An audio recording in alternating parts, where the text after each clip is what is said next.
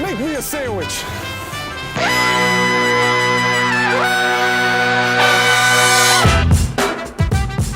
Welcome to No Dunks. I'm Taz here with Skeets, Trey, Leigh, and the man making the magic happen, JD. Now we're here because the NBA announced its top 75 players. 76. Oh, that's great. Technicality. Top 76 players, coinciding with its 75th season. Now, we haven't been around that long, but we have had 75 incredible guests. In fact, we had to pare this list down. We had more than 75 incredible guests. Now, we're going to break these shows into 3 parts, 25 guests for each show. This is part 1 of 3. So let's just start the reminiscing. Okay. JD cut a little sizzle reel of the first 10. We'll show it to you, and then on the other side, we'll tell you stories about those 10 and show you some longer clips from them as well. Roll it, JD. Every time I saw him during those 6 years. What a This is how catch. good I am. What a catch!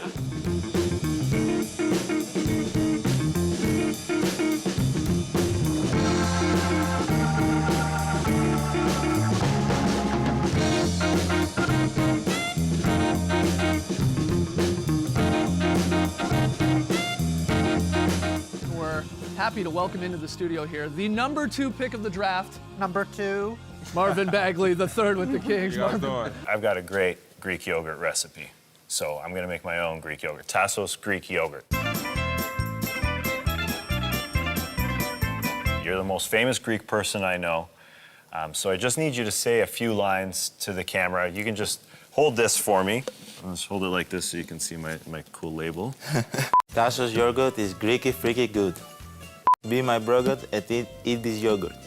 I might be Antetokounmpo, but I'm pro Tassos yogurt. Wearing sunglasses indoors, baller or not?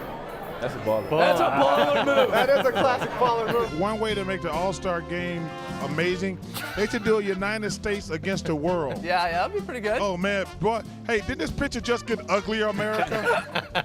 Something growing on you. It doesn't get much better than that. Chuck, thank you so much for joining us to enjoy the game tonight. We've had some great guests. So we're tackling this alphabetically. Yeah. Is that what we're doing here? I like it. Yeah, we are. We have a lot of B's that we've You didn't want to interviewed. rank them? 75th worst guess? Number 1 best guess? No, that would get us in trouble. I guess not. Okay. It's fine. 10 good ones to start. But yeah, we actually had to pare down the list from 75. It was a process. From 76, though. No, in all honesty, when you came up with this idea, I'm like, there's no way we've had 75 different, unique NBA personalities on this show over the years. But as we were proven, there was way more. We actually had to get rid of people. Yeah. Get out of here. I like the fact that the Brent Barry clip we used there was on the 1000th episode, and he was doing the which camera do I look in thing. That was the joke that he always had when he came on, and I sort of feel like in this studio, it's a little bit the same. So Bonesy should come on in and join us in here for an in-person Bone Zone. We haven't had one for a while. Brent Barry was legitimately the only person, the one of however many guests we had, who actually created an intro for himself, a song for the show. He's sung multiple times. We had Matt Austin sing multiple times, but Brent Barry created an intro for the Bone Zone. It's catchy. Skeets, Tess, and Trey and Leigh. Thanks so much for inviting me to the the Bone Bone Zone. Wow. Yeah. There it is. Oh, wow. This is Bones on the guitar. And we have the there intro it is, where yeah. Brent's ongoing joke of not being able to find the camera because we had some awkward camera angles in that studio. Oh, these tiny hats. That was great. Those are weird hats. The weirdest Christmas hats of all times. We only had desks built for 4, so when there was somebody guest thrown in there, it was Where do we stick them? yeah. But he was great. And you mentioned the 1000th episode where the balloons were falling. He came on the show and gave us a real heartfelt, very caring, very genuine thank you is the word, but just that he loved us. Okay. Straight up love. Here's a question. You said Brent Barry, the only one of all of our guests to have their very own theme song. Who do you wish had a theme song? Or, hold on. Oh, no, we have other theme songs that we'll come to later in episodes 2 and 3 of this top after 75. I said that, I was like, there's another guy There's that comes other to ones. mind. Well, there's a Yeah. couple. There's a few. Oh, yeah. He's the only one that wrote his own theme is that song. what you're saying? Created his own. Yeah, technicality. I should have been paying I attention. mean, that shows some extra effort. Yeah, you're right. But other great theme songs that we will get to, absolutely, no doubt.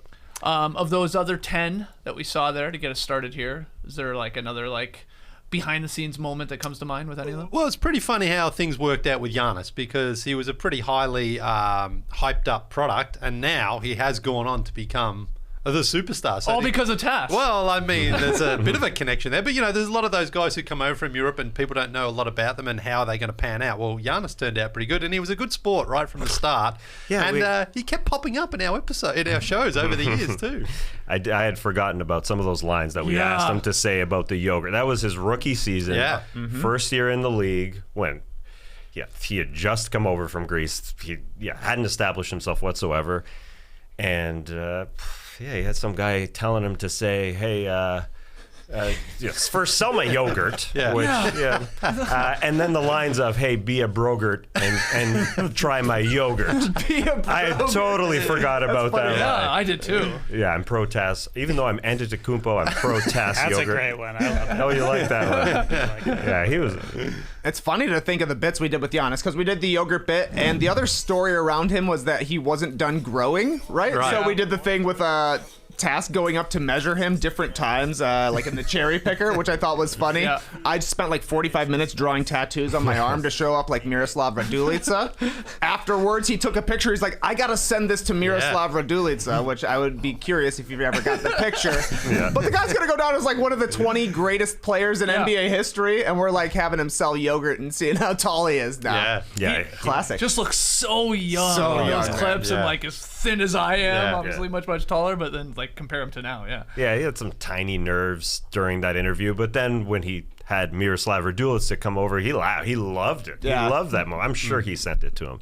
And he's he's a great sport then. He's a great sport throughout the years because I did call him overrated in 2015, 2 years into the league when people were just claiming he was already an all-star and already an MVP after 2 years. I stand by this. Right. He had scored 12 points per game. He just wasn't that guy yet. So people were projecting going into year 3, year 4, year 5 that people he were would projecting be correctly in the end. But, 100%. Yeah. But overrated isn't overrated 10 years from now. Overrated. I still stand by it. Yeah. At that moment, okay, who cares? Anyways, the point. very moment. That very moment. This moment. The point is, he came on the show twice after that. He accepted our awards because he was a great sport, and he mentioned me a couple times. So roll that thing, JD. Taz Melas 2 years ago said the most overrated player in the NBA, Giannis Antetokounmpo. 2 years after, most improved player in the NBA from the stars. So I appreciate that. Thank you guys. First of all, I want to thank Taz Melas for hearing on me. He was my source of motivation. It's an honor for me. Thank you, stars. What a great guy. I'm telling you, Giannis is top 20 all time because of this guy right here. It's wild. Good for him, man. That is great. That is great that he's such a great sport. I like even Marvin Bagley came on the show with an eye patch and seeing dudes dressed as Austin Powers characters. And I don't know if that was his rookie year or his second. Yeah, it was. His rookie year. Yeah. And he was that comfortable to come in with fat bastard and he was That's why I always have a tough time evaluating Marvin Bagley. I'm like always willing to give him another chance because he showed up and put on an eye patch for his first time on the show. I'm like guaranteed he wasn't born when that movie came out. No, I can't imagine. I don't know if he's after 2000s, but it's got to be close nonetheless. Very funny. Number 2. Oh, you're saying you don't even know if he like has ever watched an Austin Powers movie? Right. It's possible. Well, you may have watched it, but he was born in. I can't believe somebody would pass up Austin. No. I just met someone the other day. Obviously, they were younger. Yeah. And had never heard of Pulp Fiction. I know. Blows your mind as an old fart like we are, but again, different times. Well, I guess so. I remember when we first started NBA TV. One of the girls who was the onboarders had never sent a fax before. She didn't even know what a fax machine was. So I guess things do change, But not seeing Austin Powers. Don't buy it. Don't buy it. You think Marvin Bagley III has seen one of the Austin Powers? I think so. Okay. I think so. I agree. And you talked about wondering if we had reached the 75 guest mark over the entirety of the show. Would you consider people who are guests via satellite, like Charles Barkley, who we showed you there, Shaq, having some fun with Charles's head, a guest on the show? Because we stretch the definition just a touch. Did we never have him in the studio? Wow. I think we had him twice via satellite. And there's some great moments. Speaking of 90s movies, I asked him what his character's name was amongst the Monstars. He didn't know. How would you know that? Yeah. Do you guys know what his name was? No. In that movie? Like, you mean like the little nerdluck yeah, that was his him? actual name. Like Bumpy or Bumpkin or something? Pound? Is he Pound? Pound. Wow, nice. Yeah. Just guess. And there was some synergy because the round pound of repound is why I would guess that. Bumpy. Way to rate that character. Bumpy more. That's because JD's hair, actually. He said on our show that, speaking of pounds, that he was about to go lose some pounds at some fat farm, I think he called it, that summer. I don't think he did it. But anyways, there's some synergy there. But yeah, like, he was on satellite, sure, but we interviewed him. I mean, he was a segment within that day's show. So Bucket or Chuck It, wasn't it? That works. Yeah, we played that game with him for sure. So yeah, I think it counts as a guest. Bucket or Chuck It. I forgot about that. Overall, I mean, it would have been great to have him like in studio, sitting beside us. Yeah, well, we had him sitting beside us at the table. Remember in the prep room where he told us a few more stories as well. Would have been great to get recorded. Any of those stories you want to share? No, just more the cadence, which he seemed a little bit more comfortable just really talking freely without having to worry about whether he was on a hot mic or anything like that. And this is the guy that will say anything on live television. Yeah. He has another level, is what you're saying. Even I can't believe he hasn't accidentally sworn several times on NBA TV or NBA on TNT, because when he was there with us, he was just letting it fly, letting it loose. So it's a professional. He is, very much so. We keep it young, though. We've had some young guests. You saw Kenny Beecham, probably our youngest guest ever. Yeah. I would say. Oh, well, what about JD's favorite guest of all time? The great British Bake Off champion. Oh, Peter. Peter Hawkins. Didn't make the list. Peter Hawkins. Yeah. Well, I obviously wasn't consulted on this. I don't think. Are you seeing this list for the first time? The 25. Okay. In these ones, yeah. One note again from the first 10 that we saw there. I can't remember a lot of interviews that we did where we were standing up, because we usually are at a desk or on a weird couch or on weird chairs or whatever. But the Bradley Beal one, where we interviewed him immediately following right after the game, All-Star game, which was like a pretty fun experience for us, and just a different type of setup. Just making note of that. That's what I'm here to do. Make some notes. Yeah, just to comment on some of As you these can things. see, our legs fully functional. Yeah.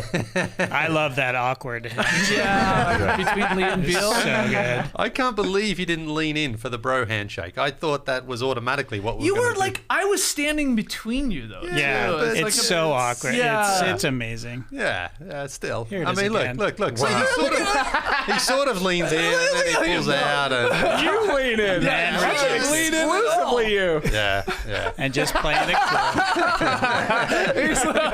He's like crying on the inside right now. That was a great moment, because that was Beal's first All-Star game after 4 or 5 years saying he's going to make it. He finally did. Right. Is that what the handshake was about? Like I think so, because I think you said to him, like, this guy's been calling you for an All-Star game for years. So, and he sort of said thanks. So, we had to work on our handshakes a little bit there. He appreciated it, but not enough for the bro hug. No. Just the shake. It was also a great moment because that was the Fergie National Anthem All-Star game. So Fergie was on the floor after the game, and a lot of the players were looking over. I remember James Harden went and got a photo with Fergie. That's all I was watching when I was on the floor. I was the Fergie fan cam. I was just taking a look around. As we were standing, you're right, Skeets. It's weird when standing doing an interview. We do it for the starties right at the end. Oh yeah, never like that either. No, that never works Stand out. and look at the banner. Then we announced. It's just awkward. I don't know why. Yeah. We announced the top 10 plays during the starties. Yeah, it never really works out all that well, but we do it we did it every year. Yeah, it's a good point about the Beal one after the game, because like television is all like hurry up and wait. Yeah. Right. So I remember we were just, you know, they're getting the cameras ready. They're getting the lights if there's lights. All right. How are you guys standing? We're waiting on Beal, obviously. Yeah. He's talking to other players and maybe doing even another media hit, whatever.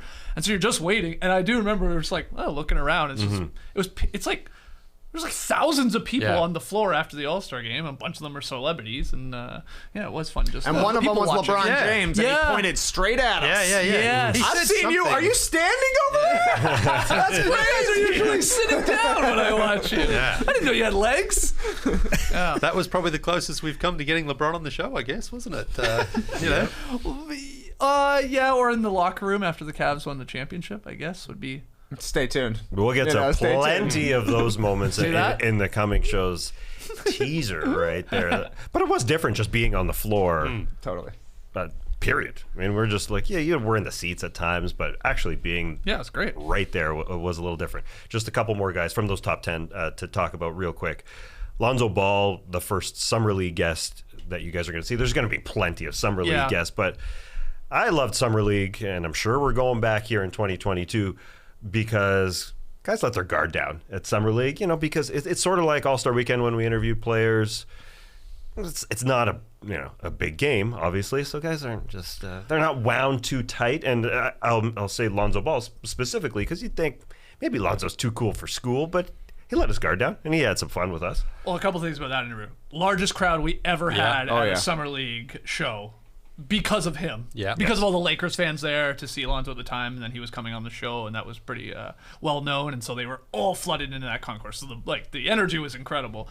And the other part I would say about like everybody like being sort of relaxed or cool or whatever, they're generally young and they're not jaded yet, maybe by the NBA media, and that helps us out too. Yeah. Now Lonzo, you would think would be an exception to the rule because he's like been around the limelight for a long, long time. But yeah, they're always interviewing the rookies or like the second-year players at Summer League. It's like they were always good sports because they seem somewhat excited to be doing a little live television on our weird show, usually in front of a decent crowd too. Mm-hmm. Totally. And the last guy I wanted to mention, Nav Bhatia, super fan, Nav, which was a great experience for us. It was 2016. We were there in Toronto, and we did a whole week of shows, which was a blast. And we had Nav on our show, who is embraced, loved by the community, obviously, and is in the Hall of Fame. Because this came up on a recent show we talked about, is Nav in the Hall of Fame? And it's one of those pandemic things that kind of goes, flies under the radar. Nav, it was reported he's going into the Hall of Fame, but I guess the Hall of Fame ceremony just wasn't a big deal in 2021. So he was there. He got inducted into the Hall of Fame. Jim Gray was the guy who brought him up, and a bunch of broadcasters were inducted, like Breen, but he was up there in the photo with KG and Gary Payton and Dominique and Tamika Catchings. He's got the ring. He was inducted in 2021, the first fan. Yeah. And it's in the Jimmy Goldstein type of, I guess it's a wing. I don't know what to call it exactly, but it's like a Jimmy Goldstein sort of mural. And really? I guess, there's fans. I don't know if there can be multiple fans, but our man, Nav, who's never missed a Raptor game. I guess the pandemic messed with that. He missed one, this season. I think he missed his first one because he got the virus, I think. So that's what happened. Yeah, that was it. But Hall of Famer. Yeah, incredible that Nav was the first ever fan in. So while we go through all of these guests, our top 75 over the next couple of shows, we're going to have to keep track of how many Hall of Famers pop up. We've already seen a couple. David Aldridge and Nav. Yeah. Barkley. Yeah. There we go. I bet it's going to be set the over-under. 25.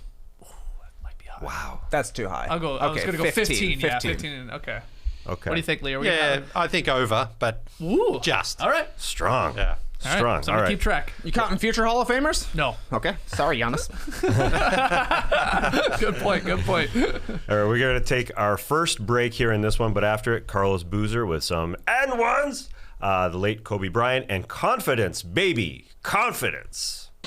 I was going to give you a 9, but you're Canadian, and due to the devaluation of the Canadian dollar, come on! We're going with the 8. Wow, okay.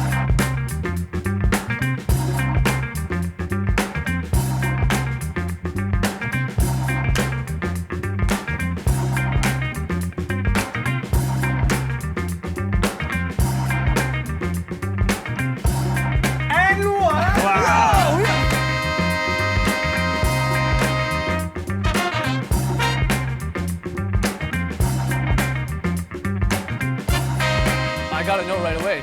Did you guys plan this? Did you guys plan this? Yeah. I think this looks like a Moral bros. Hey, you put impeccable taste. Don't say that. Yeah. a great look. It's a great look. January 22nd, 2006. One of the best days in your career. One of the worst days in my life.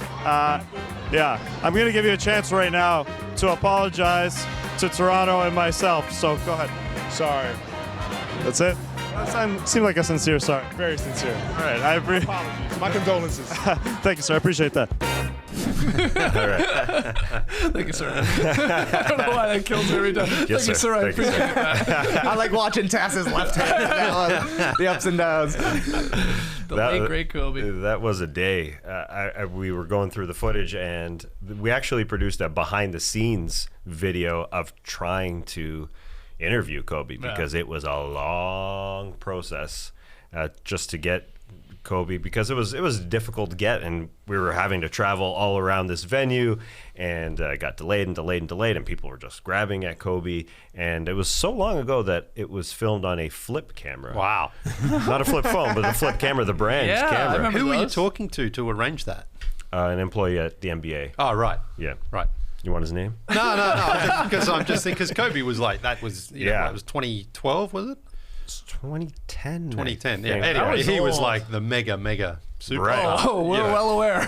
Yeah, it was a 2K event, and Skeets ended up interviewing Derrick Rose. Right. It was it was an incredible interview that we were able to get him. Yeah. You're right, totally in that light.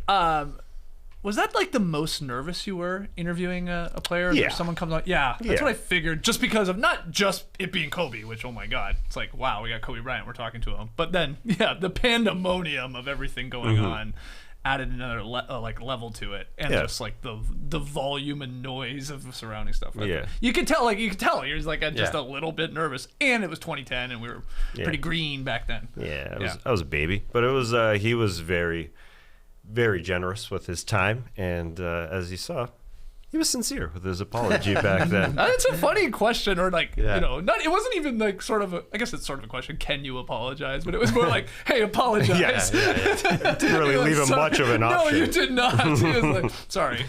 That was fun. It was great to interview, obviously. Some of the legends. The Chris Bosh one stands out to me because of the lighting in the old studio. That was dark. Hey, JD? Yeah.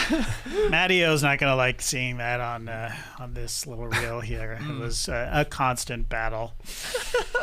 With what, our lighting department? Lighting and shading, and it was, I don't know. Because we had Chris Bosh on a couple times. Second time was much more well lit. Yes. I would say. Luminescent? It was illuminated a lot better the following year.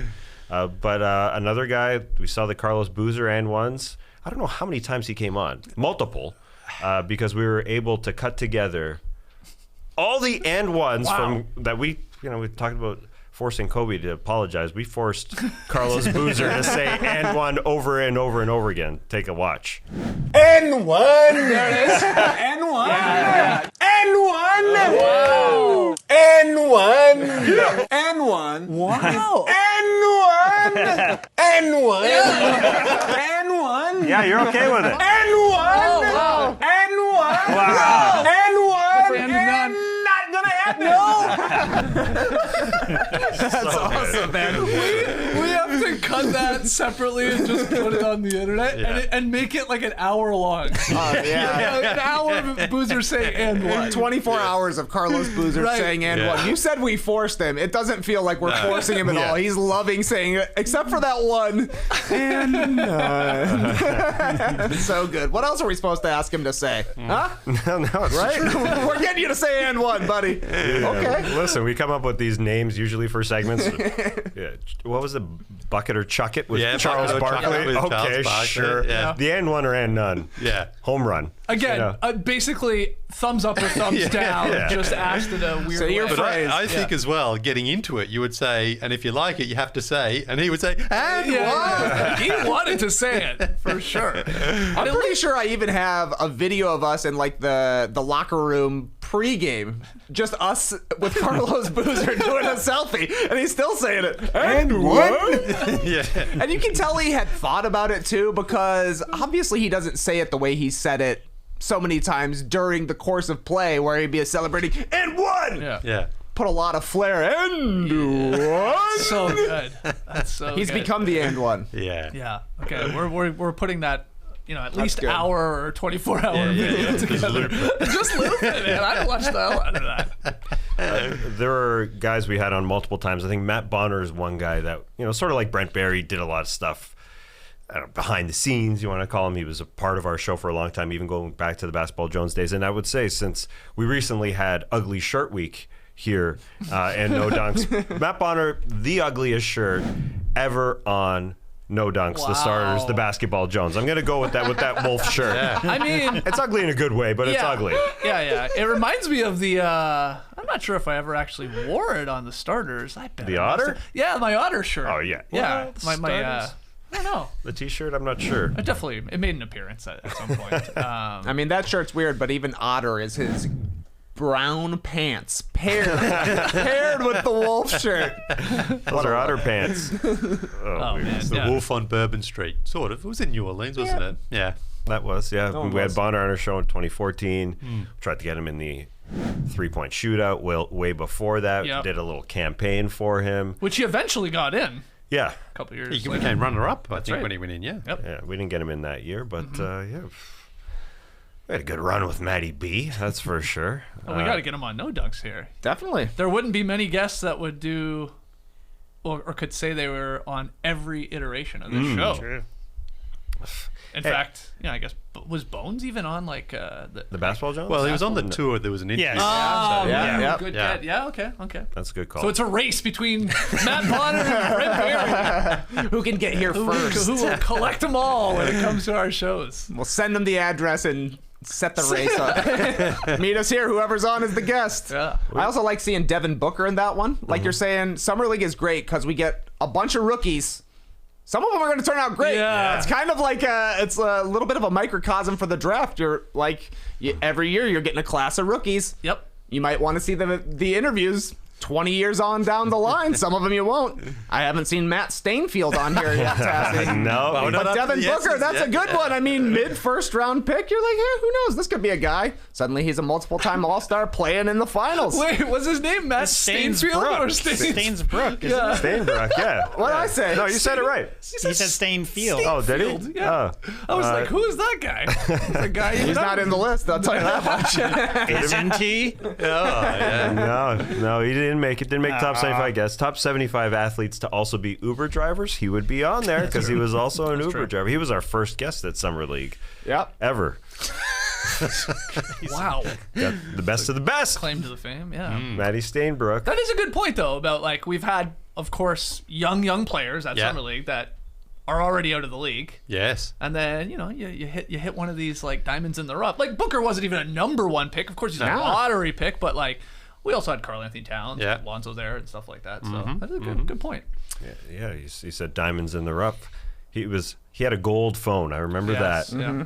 His mom was holding his gold phone while he was being interviewed, and that's also the strange part. You're interviewing young guys, so his mom was hanging out and holding his 24-karat gold phone, which there was a story on. So we definitely asked him about it because why wouldn't you? You need stuff to talk about with these guys. What's up with that phone?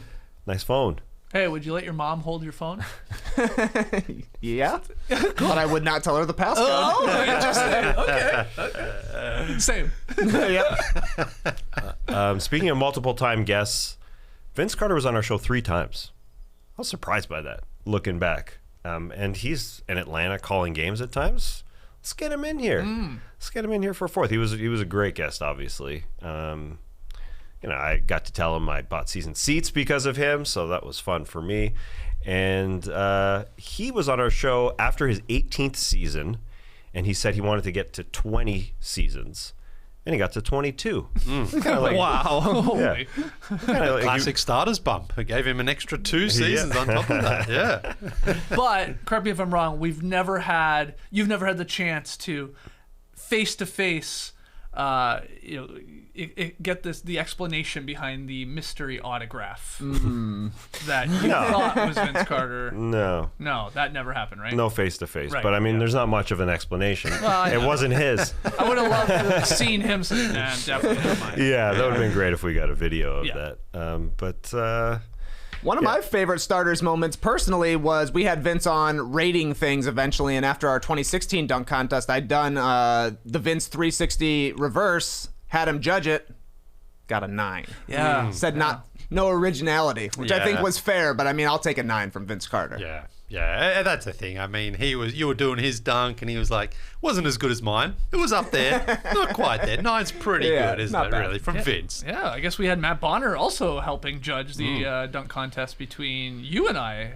Was it that one? He did the first one in New Orleans, and he did the last one, which was also in New Orleans. Full circle, full circle Bonner. Yeah. Wow. And you could tell I was upset in the clip. He was going to give me a 9, but because of the Canadian dollar devalued. That's top 75 Matt Bonner clips. I think we can probably do that, guy. He's done a lot. Yeah, for sure. Yeah, Vince, a couple of our favorite moments, not to put words in your mouth, Leigh, but I assume the feature that you did on the 1987 All-Star Game with Rolando Blackman and others, that had to be one of your favorite moments. That was like a surreal moment for me because, that's where my love of NBA started, the 87 All-Star Game. I still sort of think it was almost like fixed, like there's no time left, you're down by 2, you've got to hit the 2 free throws.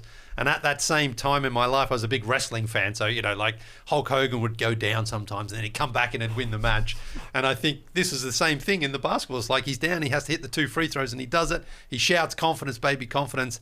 And that's when my passion and love for NBA was born. So to do this feature 30 years down the road it was like, I still sometimes like look at that and I just think, man, that was so much fun. Took JD out as well. JD didn't even know what we were doing. We went out to Phoenix, we went to Dallas.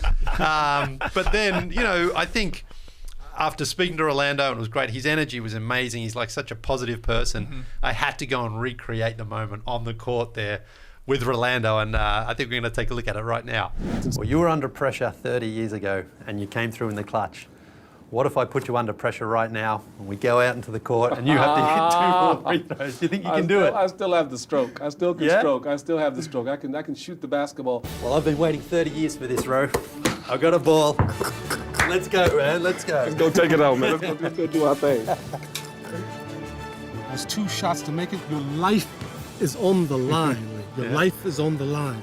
Isaiah's in the background. Shut him up. Shut him up. Magic's blocking out. What's going to happen? Confidence, baby. Confidence! Do you think I can do it? Do you think I can replicate that moment? Sure you can. All you got to do is concentrate on the things you know. Up and over, keep it straight, look at a point and put a circle over it into the basket. Concentrate on that only. Confidence, confidence, confidence, baby, confidence, confidence.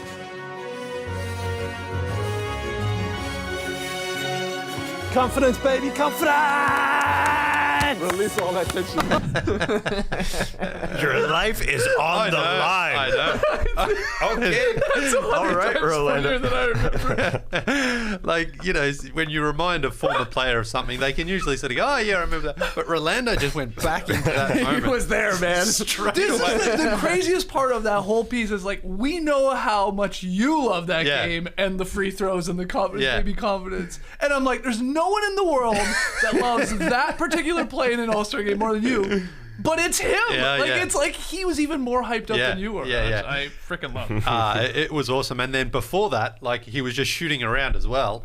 And he started knocking down shots, and you could see him starting to get a little bit loose out there. It was such a fun experience, and me and Ro are friends on WhatsApp. We chat sometimes. It's incredible, Did you be honest with us? Did you miss any free throws that were on the cutting room floor there that JD had to get rid of? Wow.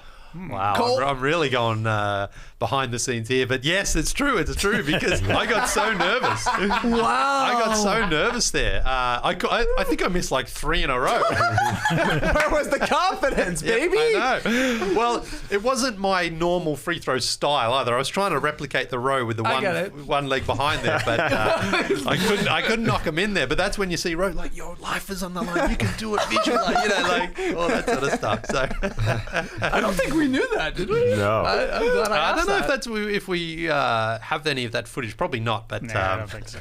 Do we have any footage of you missing? Yeah, we got Did plenty. you save that? Yeah, we got plenty of shots of me and Ro just hanging out, chatting and talking. And and the other thing was, while I was Actually, we're going to go to that right now. Well, while I was waiting to go in to speak to him on camera, Mark Cuban walked by while I was dressed like that, and he just said, "That's a nice look you've got going on right there." He wasn't joking. No, exactly. Cuban loves that. Interesting. But the only thing I wish I could have added to that was I wish we'd had just gone to LA and had Magic as well in there, because Magic would have just, we had Isaiah, we had Tom Chambers, and it would have been so good because Magic has a story. Oh, you mean like for a sit down little? Yeah. But no, it was so much fun. I loved that so much. Oh my God, I forgot too when you stand up and you are wearing the shorts. It's a very funny reveal. Yeah, it's like, well, I got a ball right here. Let's go. Well, the other thing is, a lot of people are, they play it down. Well, I haven't played for a while. I'm not sure I can still shoot. Rolando's like, no, I've still got the strike. I'm not missing. So. And did you do that chronologically? You did the interview and then you went and shot, or did you guys shoot around and then? Yes. Yeah, we did. Yeah, we did. Yeah. Right. Good. At least something was authentic. I can't trust you anymore. Oh, so good. One other moment I had forgotten about is that we asked John Collins about his favorite food, and we brought it to him on set. Again, forcing him to do something, but great sport. Let's roll that clip. We got you some double stuff for you. Now, as a dunker, with the milk? Yeah, we thought you could at least dunk a cookie for us. Oh yeah. You know, I mean, are you a dunker when it comes to the cookie? Split them first. Oh yeah. Wow, he knows. Classic move. Okay. Split. It's got a technique. 1, 2, 3. Wow. Let the milk dip. It's like you getting out of the pool. All right, there it is. John Collins, Hawks rookie John Collins. Very solid play, right? Yeah, this guy knows. Forgot he did that. Wow. Great sport. He was great. Remember when we were down at the game and we were talking to him? I'm not sure if we were all four of us there, but he was at the end of the bench and we were sitting there sort of talking. Then Budenholzer was like, "Hey, John, you got to get in the game." And he sort of like had to get his pants off and get out there. But he was just hanging out. He was such a great guy. Oh, he's awesome. Yeah. And that would have been before he actually went in the dunk contest. Of course. Yeah. That could have been his rookie season, or maybe a second season, something early like that. You want to go behind the scenes? That milk, they saved it. They set it on that little table that was out there in the hallway. I dipped a cookie in it. Post the show hours later. Wow. That's fine. Yeah, exactly. Because you're not taking a bite of the Oreo and then going back for a redunk. Exactly. And as you saw, he was very he took care of his cookies, if you will. Just one single side.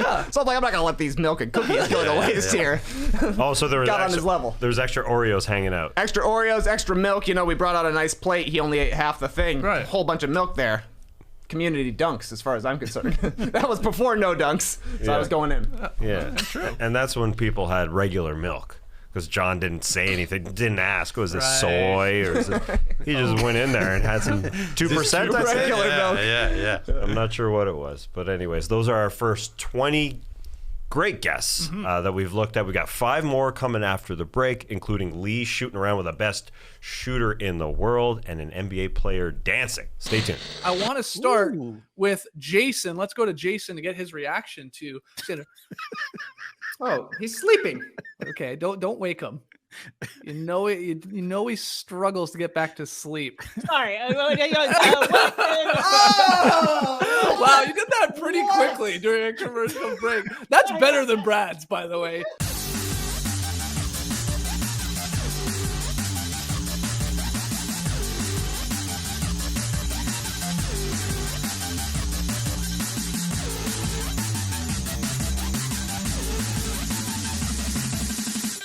Real important key is to make sure you fold, and when we do the laundry, we make sure they're folded real nice.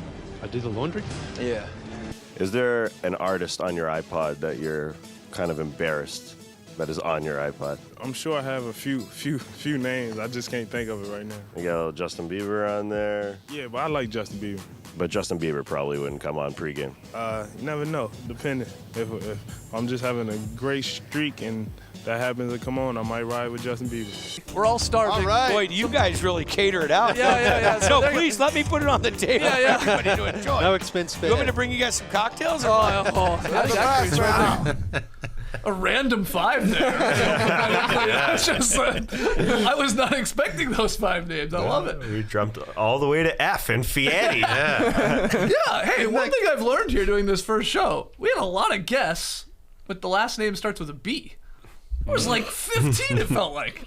Popular name for the basketballers out right. there. Sorry. Just the most random is that Guy Fieri was on our show. It's Fieri. Yeah. Sometimes I say Fieri. Sometimes I say Guy Fieri. Didn't you just tweet him? Yeah, just tweeted him as a joke. Hey, Guy, you want to come judge our dunk contest? Yep. And he ended up showing up on the show a couple of more times. He's obviously a Warriors fan, so I would try and link up with him anytime the Warriors were in the finals. It worked out a couple of times. You're excited that you've got Rolando Blackman on WhatsApp. I'll get a text message from Guy Fieri once a year. Number 1 text message of the year every single year. Wow, that's awesome. Yeah, I remember in the basement of one of the arenas, I guess it was New Orleans, and we were all talking to him, and he was upset we were all skinny. He goes, "You guys, I need to come and cook for you guys. You're all a little bit too skinny." He was specifically looking garbage at me. nachos. He hates me. You are too skinny.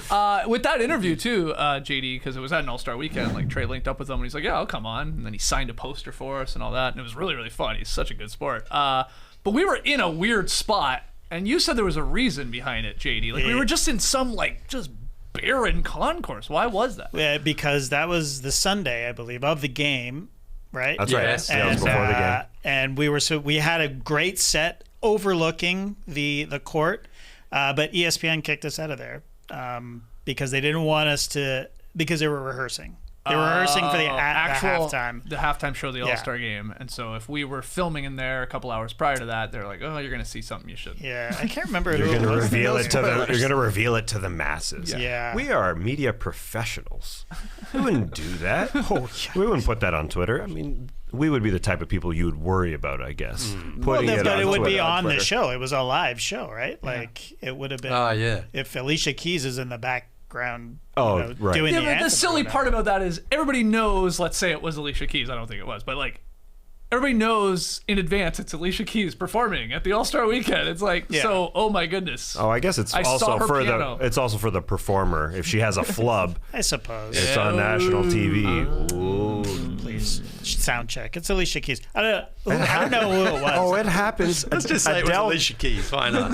No, it wasn't. Alicia was in Dallas. And somewhere else, actually. Yeah.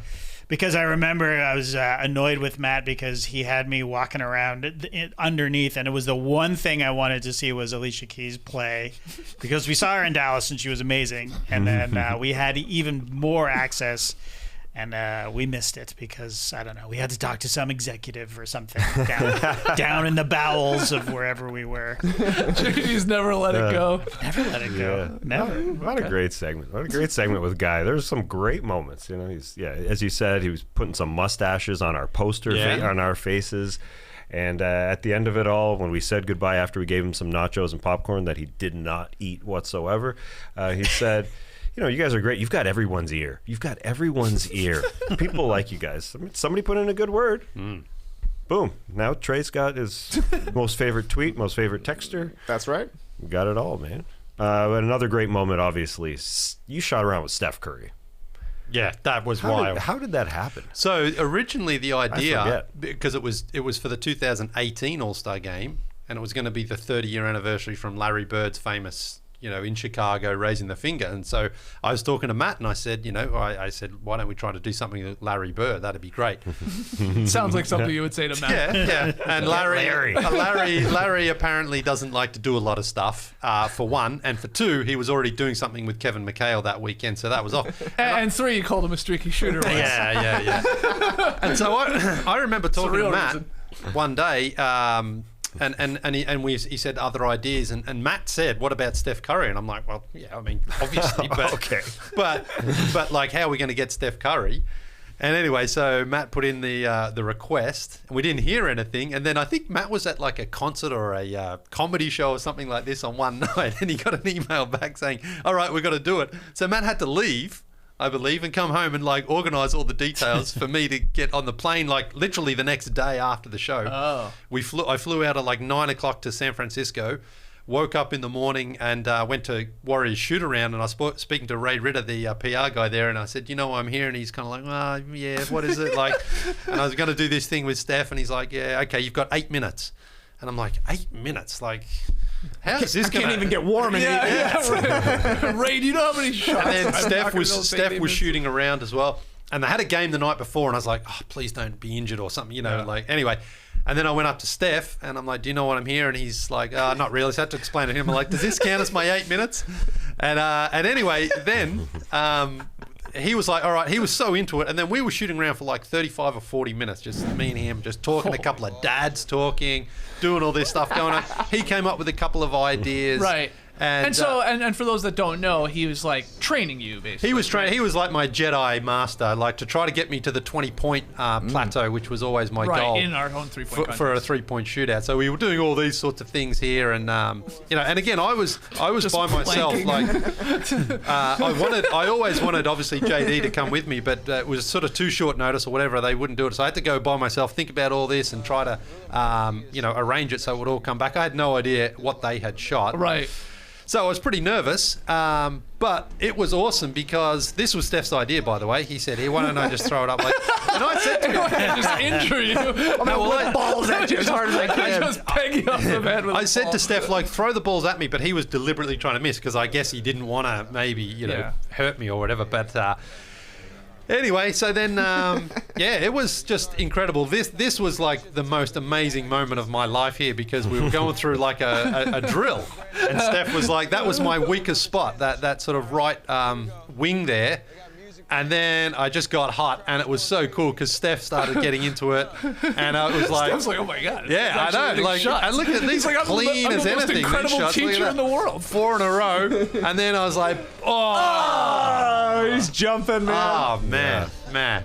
It was just, again, like following after the Rolando thing, it was just an incredible experience. And I mean, we were just shooting and hanging out. And I've kept all of that footage. I've got all of it. Absolutely every single thing that they gave to me to sort of take back. And a lot of it, like, is just us, getting mic'd up and standing around, walking around. I wish I could have heard more of it, some of the stuff we had behind the scenes. I didn't sort of translate or didn't come off onto the recordings for some reason, because me and Steph were just having some great dad conversations, about kids and about everything, and it was awesome. That's tough to beat. That is honestly tough to beat in terms of just like the name recognition and what you got to do. I think it's pretty cool. Yeah, absolutely. But what about me talking to DeMar DeRozan about Justin Bieber? Trying to force DeMar DeRozan to say. Why am I asking him over and over and over? Hey, do you like Justin? Say you like Bieber. Everybody likes Bieber. Like with Kobe. Yeah, DeMar liked it too. Yeah, DeMar liked it too. The one last thing that we should talk about was the culmination of Dancing Hito. Yeah. That was the trilogy that you just saw with Big Baby Davis. That was the third part. I'd say obviously the peak of Dancing Hito. Yeah. First part was on the streets in Toronto. Second part was dancing from Toronto to Phoenix, and third part was Glenn Davis recognizing Hito Turkoglu dancing. There's so many good parts of this, man. And yeah, it is a wild 2012 All-Star. Big Baby literally just shows up to a hotel, and we ask him to start dancing. We give him some pizza and ask him to start dancing, and he hits a home run. It, yeah. Man, we are brothers from another mother. We got such weird dance moves. I mean, the JD edit is incredible with the butt shaking and the twerking. He kills it. He kills it. Also, keep in mind, no music. Right, at all. Right. Yeah, we were dancing to silence. I love that he's wearing a shirt with his face on it. Yeah. I remember to ask when you got back from the shoot, I was like, how'd it go? You're like, well, he missed a belt loop. Yeah. There it is. That was the first thing you mentioned. That was so funny. And this was like, you guys shot this in pretty, very few minutes, couple right? of hours. Couple of hours? So I thought it was even less than that. It might have been like an hour. Okay. Hito doesn't have stamina. Yeah. He just goes hard. Like the first time we shot in the streets of Toronto, it was a quick shoot. Yeah, well, that's the funny part. That was what I mean. It's not like I guess once we started traveling and stuff, like we weren't always at each other's shoots. But like I was at that All-Star weekend and I wasn't at that shoot. Yeah, which is weird because I shot the first one, the Dancing Hidu, in Toronto, That's which right. is the only thing I've ever shot. So like that trilogy is just really odd to me. But I remember you guys coming back. I remember it like that's it. You guys are back already. I just remember it felt like it took an hour, and you guys got gold out of it. Yeah, I guess you were just like went from location to location and just danced. And then we jumped into another hotel room and shot me putting sunscreen on my body and some other weird stuff because there's the intro. Yeah, sliding the feet into the and ones. Yeah, that was a good time. I love when he takes a bite of the pizza and you can tell it's not the first take because there's already a bite out of the pizza. I think it's so funny. Yeah. Did you get in trouble at all, JD? Like, because a lot of these shoots, especially way back when, it's like, all right, we're at the hotel. There's a golf course there. Let's just go shoot. Turn the cameras on. We'll be out of here in 5 minutes. But you know, some people get upset. Did that happen at all? With the golf cart, the final shot there is us getting kicked out. That was a security person that came and said, you guys got to get out of here. And then I can't remember why. They were like, okay, well, can we just ride on the back of your...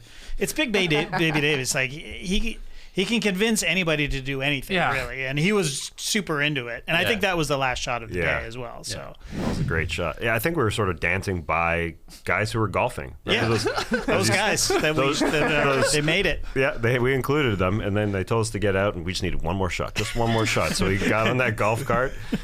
Great shot. I need an ending, lady. Let us do one. There's a great photo of like you sort of fully up standing, and he's just like gyrating at the back there. Like, but you sort of like that's a good point. Like you sort of, I don't know how much you talked about this, but you are dancing very similar. Like your movements are oddly spastic, as if you were teammates. They work together perfectly somehow. Yeah. He thought I was Hito. He thought that would be amazing the whole time. He simply thought it. He legit thought you were Hito to a girl. This guy's got moves. I never knew. It's wild because I went back and read a blog post written on SB Nation, and they summarized the 3 Hito videos, and somebody did ask Hito about it, and Hito said, "It cracked me up, man." That's all he said. But I mean, it's wild that he was asked about it, and I guess that's why Big Baby was told, hey, there's this Hito thing going on that's happened a couple times. There's been a couple of videos. They want you to dance, and then he just showed up, and we asked him to dance, and again, it was weird dancing to silence, but it's like, how do you dance when there's no music? Well, you kind of, yeah, so you kind of have to do something. It frees you, kind of. But it might have been more straightforward dancing if there was a beat there that you're both following along to. There'd be more. I think there'd be smoother dancing. There'd be like regular people dancing when there's no music. You're just kind of moving your limbs. Here's a question. We made it happen. Could this That was weird. Could this be a possible Matrix situation here? Oh, wow. Could we have a resurrection of Hito resurrected? Exactly. In retirement or something like that. We would Never say never. Yeah. No. Can't be replicated though. Roll it, JD. Yeah, that would be amazing. Well.